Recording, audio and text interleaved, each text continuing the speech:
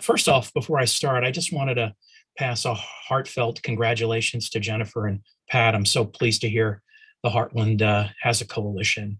And I also wanted to thank Jennifer. I wanted to thank CHNEP. This is probably the most productive and useful conference I've attended in a long, long time. And I didn't get to have any snacks because I've been virtual the whole time. So anyway, thank you. So let me first move, if we want to move forward to the next slide. I should say that this talk is technically, I'm presenting, but the names that you saw there on the title slide, other people involved, Peter Shang from University of Florida. He's the creative genius behind something called the Akun modeling tool, which I'll share with you. And then the three other people listed there are FGCU, either alumni or graduate students that have been helping facilitate some needs for the compact. So what I hope to present to you in just a few minutes is just to quickly tell you a little bit about what the Southwest Florida Regional Resiliency Compact is, talk to you about the status of the compact, where we're at, and then talk to you about two current efforts, two funded grants that we've had through the Resilient Florida DEP program, one to develop vulnerability analysis tools, and another to take care of sort of what we're calling first needs. The next slide. I don't think I need to talk to you about what regional climate compacts or coalitions are. It seems very clear after hearing from the panel with people like Jim Murley and Jennifer Gerardo, and then Jennifer's presentation. Compacts are essentially alliances, ways of bringing smaller jurisdictions together, jurisdictions that may be resource limited, to share resources, to share expertise, to get the job of resiliency done.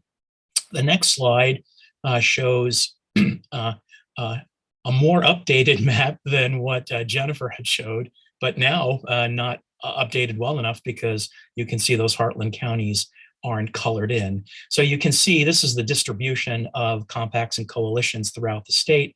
Some of these are incipient and are just getting off the ground. And of course, the Heartland, those 7 counties in the middle part of the state deserve their own color. The Southwest Florida Compact has a signed MOU that includes 3 counties. You can see them here in orange: Charlotte, Lee, and Collier. The 10 municipalities, incorporated municipalities within those 3 counties. And then we're joined by the Seminole Tribe. You heard from Jill Harwitz, the tribe's CRO, earlier in the day. And then we're also joined by the Captiva Erosion Prevention District. I should also note that Sarasota County, you can see, is highlighted here. Sarasota has joined the Tampa Bay Coalition over the last year or so. Essentially all of Peninsula Florida is now represented in some sort of team-like alliance. The next slide. Again, there's nothing unique necessarily about the Southwest Florida Compact and its vision and purpose. It's really to understand the vulnerabilities of climate change's effects and then how to best adaptively plan for those effects. Again, I noted that there are 15 jurisdictions that ratified the MOU. The Water School here at FGCU has provided the financial help to get the compact off the ground without having to ask any jurisdiction for cash, which I think is very, very helpful. One of the things we've funded here through the Water School is the hiring of the FCRC Consensus Center, which is housed both at FSU and University of Central Florida. And this is an organization that has come in and helped with building consensus and eventually developing a design and an operational structure for the compact.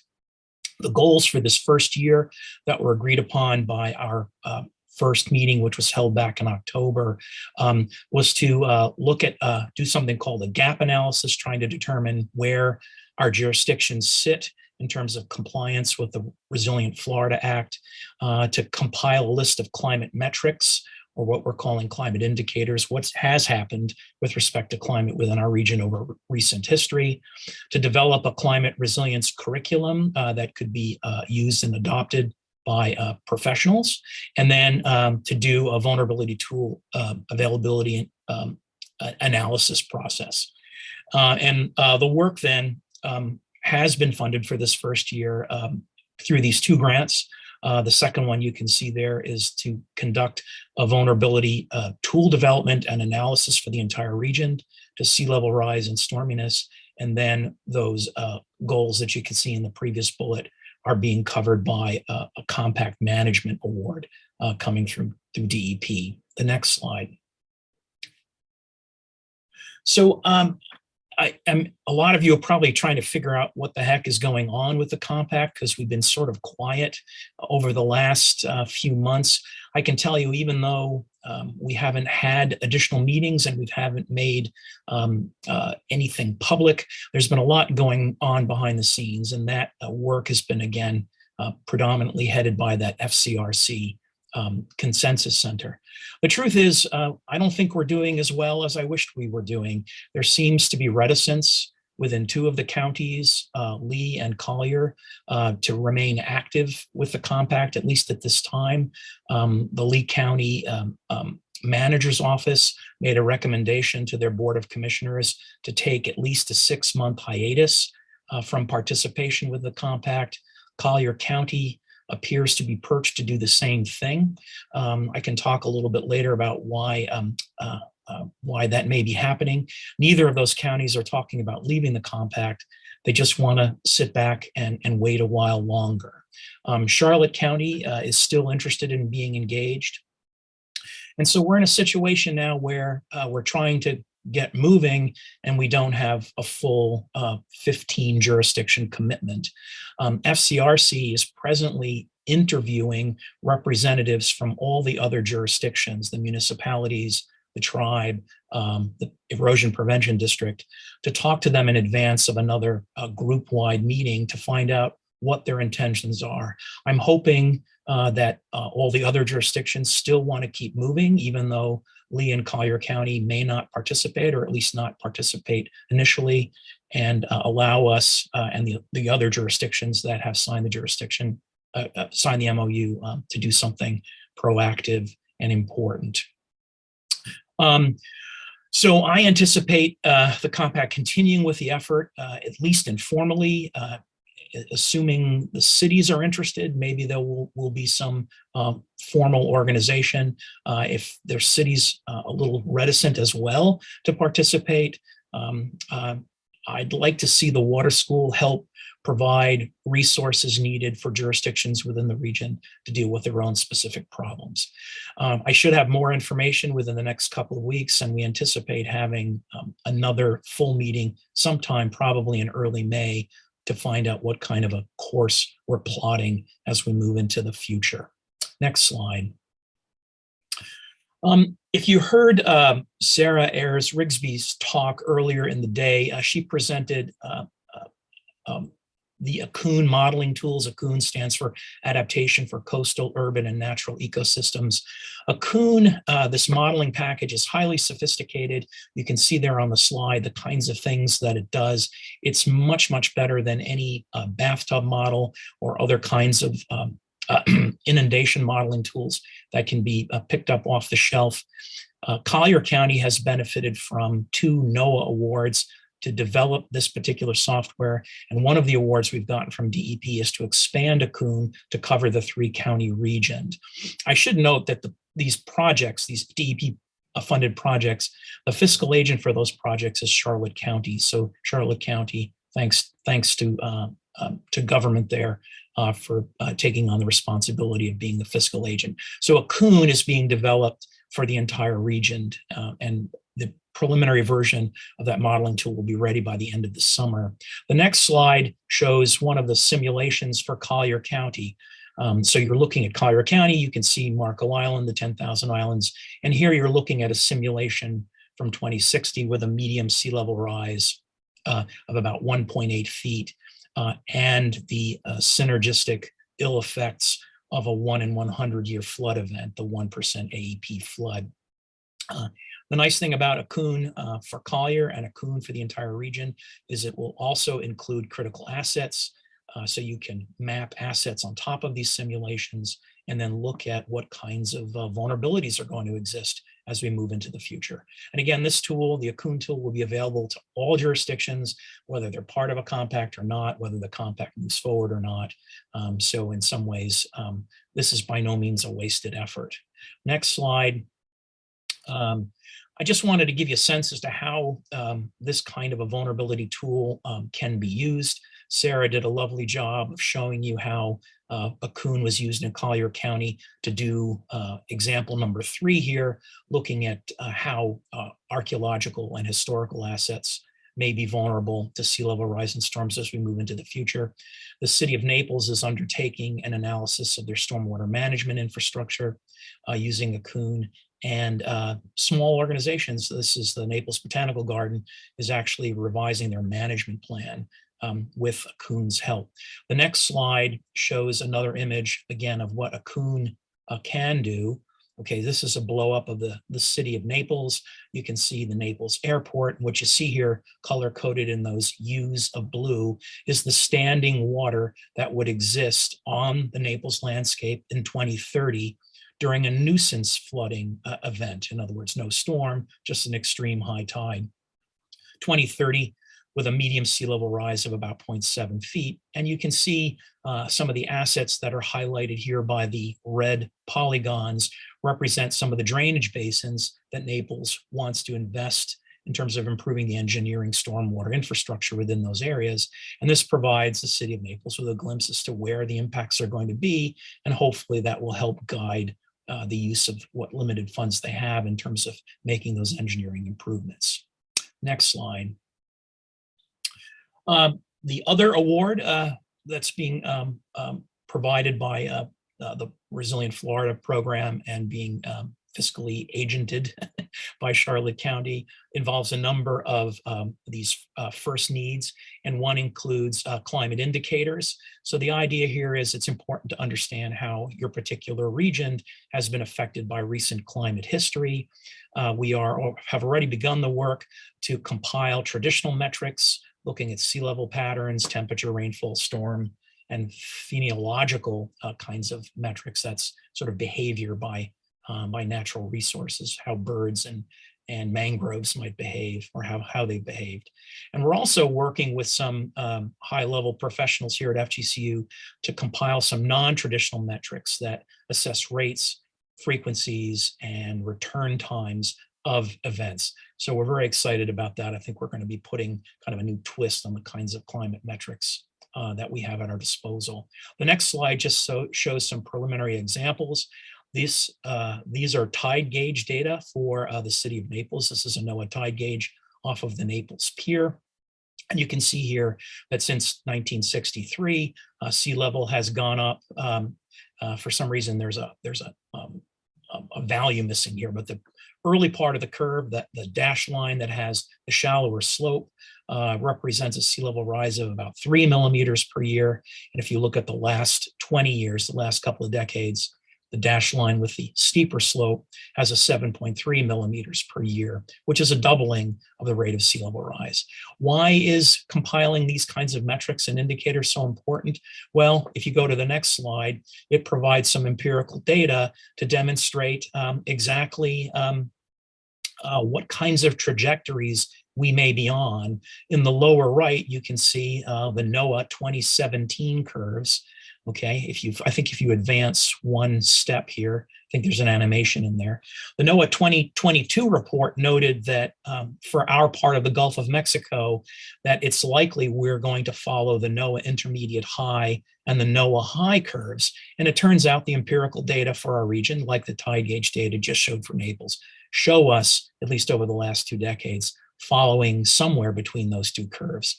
So those climate indicator data can provide us with insights to reduce the uncertainty of where we might be with various kinds of climate change predictions. The next slide just shows some temperature data. Here you can see these are just NOAA compilations for Fort Myers with an average temperature on the left and a maximum temperature on the right. And you're looking at temperature increases over this period of time of about 1.2 degrees centigrade since the beginning of industrialization. And of course, the global average for temperature rise currently is 1 degree centigrade. So you can determine from this that we've warmed in our region a little bit more appreciably than the global average. Again, another helpful sort of clue as to where we're going as we move into the future. The next slide, skip the next slide and move on to the one after that. if you would. The gap analysis, the Resilient Florida Act has prescribed very specific criteria as to how vulnerability analysis can be done, and to meet the qualifications for future funding for adaptation planning and implementation projects. Those criteria have to be met. So one of the things we thought we would do is we would reach into the existing library of past efforts within our 3-county region to determine how we're doing at meeting with the new Resilient Florida Act compliance. The next slide shows that in graphical or in tabular form. I don't think I need to go through it, but here you can see the 3 counties, the variety of cities. There's a second column that says completed VA, which stands for vulnerability analysis. You can see the dates. All of these efforts predated the NOAA 2017 curve publications. So technically, none of the efforts that have been done so far meet the criterion for following the NOAA intermediate low and intermediate high curves. And so one of the big questions we have, and I suspect that other coalitions and compacts around the state are thinking similarly, is what exactly happens to jurisdictions that have done vulnerability analyses that don't comply with the Resilient Florida Act from 2021? Is grandfatherability allowable? And the other question is, what happens as we move into the future as NOAA's sea level curves continue to change? The 2022 NOAA curves are saying the 2017 curves, at least the intermediate low and the intermediate high curves, are not at least where we're heading. Will the law have to change? Will jurisdictions have to continually update what kinds of criteria they're using? We have a Freedom of Information Act request out to get these questions answered. Maybe there's people out there that already have the answers. If you do, I'd love to know what they are, if you're able to share. The next slide, I think, just says thank you. I want to thank everybody participating in the meeting today. I want to thank everybody in the region who's helped move climate change preparedness and resiliency forward. And I look forward to continuing to work with people. So thank you. I'm reading the shorter questions first because they're easier to read. Someone said, thank you. You're very welcome. Is Everglades City part of the compact? Fort Myers, the city of Fort Myers? Yes, all the cities, all the incorporated cities have signed the MOU, and they've all been very eager to be involved in this, because again, how can Everglades City handle its own resilience given its size? So I'm hoping that the municipalities will carry forth the team-centered kind of approach. Why do I think Lee County is taking the hiatus? That's I guess, one of the short questions. You know, I think it's hard for me to answer that question. You know, I've tried to stay disengaged from the process and pass this over to FCRC simply because I don't want the jurisdictions to feel like I myself or the university or the water school is serving in an advocacy or in a political sort of way. And so that's why the FCRC has been such a great help to this process.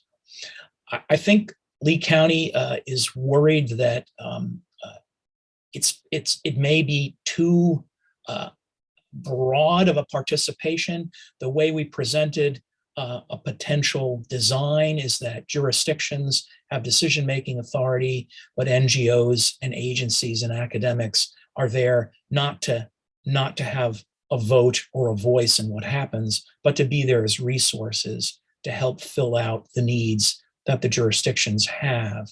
And I know that there's concern that this is too broad of an effort. I think I can also say that